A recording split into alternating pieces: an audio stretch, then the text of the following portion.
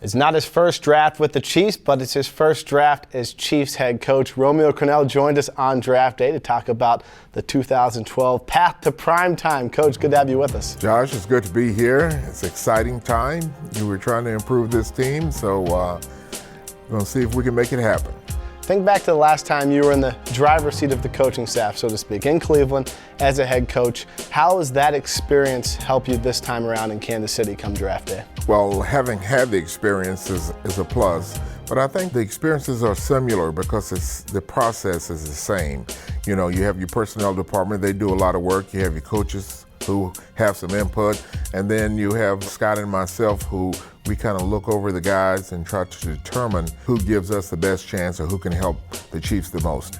I'd like to focus on the coaching staff and their role in this whole process. You and the assistant coaches go out to pro days and are on the road from the combine right up until this month. When you send the coaches out to look at prospects and bring back evaluations, what do you expect for them to bring back? Well, first of all, I want them to go out to see how the player works. You know, you get a chance to talk to the player, you get a chance to coach the player and work him out, to see his work ethic, to see how he goes about it, what kind of condition he's in, put him on the blackboard to find out how much football he knows. And then also you talk about the opponents and the opposing teams that he's faced. Does he know their offenses and defenses? And everything about football, we try to find that out to get a feel for the player.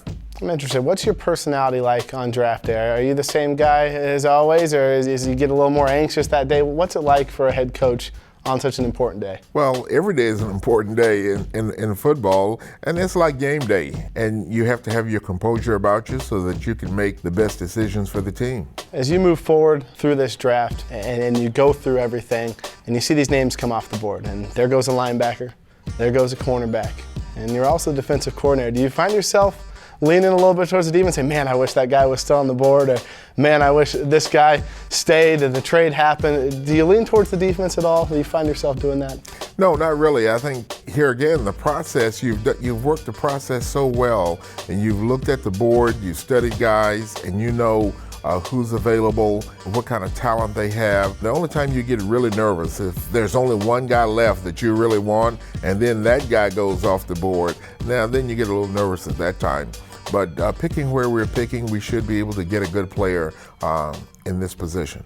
If you took a college prospect and molded him into a 2012 Kansas City Chiefs, what are the top qualities you would take and put into that player? Well, you know, for the Chiefs, we're always looking for smart, tough, competitive football players.